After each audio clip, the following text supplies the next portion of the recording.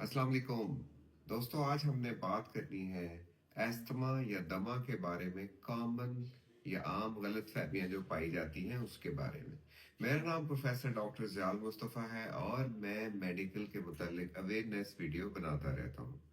Asthma एक आम problem है, खास तौर पे जब मौसम तब्दील हो रहा होता है, सर्दियों से गर्मियां आ रही होती हैं, तो बहुत सारे लोगों को खांसी शुरू हो जाती है और वो महीनों चलती है और वो उसको इन्फेक्शन समझते रहते हैं। हमारा गला खराब हो गया है, किसी सिरप से आराम नहीं आता, तो एक्चुअली उन्हें एस्थमा होता है। इसको कफ वेरिएंट एस्थमा होता है।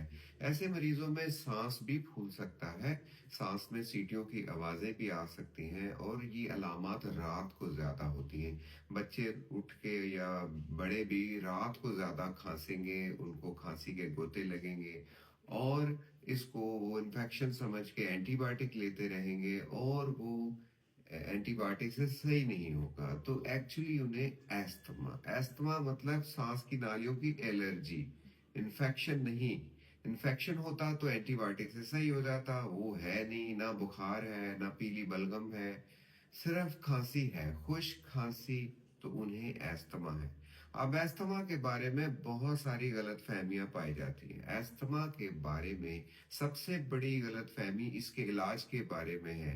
लोग इसका इलाज गोलियों से करना चाहते हैं, हम उन्हें इनहेलर देते हैं, सांस से जो खींचने वाली दवाई है कैप्सूल की सूरत में या पंप की सूरत में, हम वो उन्हें देना चाहते हैं। वो कहते हैं डॉक्टर साहब ये तो लग जाएगा, हमें तो गोलियां दें। हालांकि गोलियों में डोज बहुत ज्यादा होती है, गोलियों के साइड इफेक्ट बहुत ज्यादा होते हैं। इनहेलर जहां मसला सीधा वहां जाएगा और गोली पूरे जिस्म में जाएगी, गुर्दों में जाएगी, दिल में जाएगी, साइड इफेक्ट पैदा करेगी, हाथ कपकपाएंगी, हाँ दिल की धड़कन तेज हो जाएगी, बेचैनी होगी। गोलियां किसी भी किस्म की और साइड इफेक्ट पैदा कर सकती हैं। इनहेलर में डोज बहुत थोड़ी होती है, तो आपने इनहेलर यूज करना है। इसके अलावा बड़ी मिथ है इनहेलर तो लग जाता है। इनहेलर लग नहीं जाता, आपकी बीमारी ही दायमी है।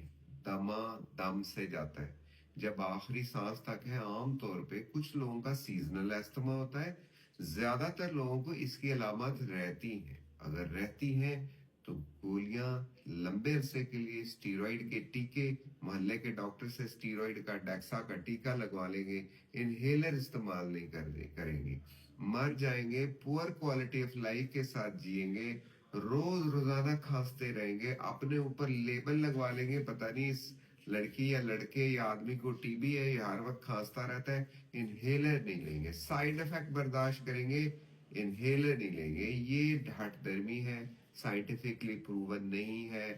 2026 में आप छोड़ दें ये बहस कि हमें गोली खानी है, इनहेलर लग जाते हैं, इनहेलर से फला हो जाता है। ये तो इनहेलर इलाज के बारे में। एक और बड़ी गलत फहमी है कि हमने अंडा नहीं खाना, हमने दूध नहीं पीना, हमने ये माल्टा नहीं खाना, हमने केला नहीं खाना, इससे इसका परहेज है जी दमा का या एस्थमा का। तो ये बिल्कुल रबिश है, ये बिल्कुल फजूल किस्म का परहेज है, इसकी लॉजिक ही नहीं बनती। मसला सांस की नालियों में है। सांस की नालियों हसास हो गई हैं, इसमें धुआं, मिट्टी, तेज खुशबू, चाहे अगरबत्ती की खुशबू है, तेज परफ्यूम है, तड़का लगाते हुए, काम करते हुए, पुराने कपड़े निकालते, कोई डस्ट आपको पड़ेगी या धुआं पड़ेगा तो उससे सांस खराब होगा। खाने की चीजों से, घी से, तली चीजों से ये नहीं होगा। आप इसको गौर से देखेंगे तो आपको खुद भी अंदाजा हो जाएगा कि ये सूंघने से कोई चीज जब अंदर जाती है तो फौरन एस्थमा का अटैक हो, या वेदर चेंज होता है तो एस्थमा का अटैक होता है। खाने पीने से इसका कोई ताल्लुक नहीं है। दही खाएं, दूध पिए, संतरा खाएं, आप केला खाएं। केला से बलगम बन जाती है। केला को मसल लेना तो बलगम की तरह नजर आता है, उससे बलगम नहीं बनती। तो ये फजूल जो बहस है ना, आप छोड़ दें कि इससे जी बलगम बन जाती है।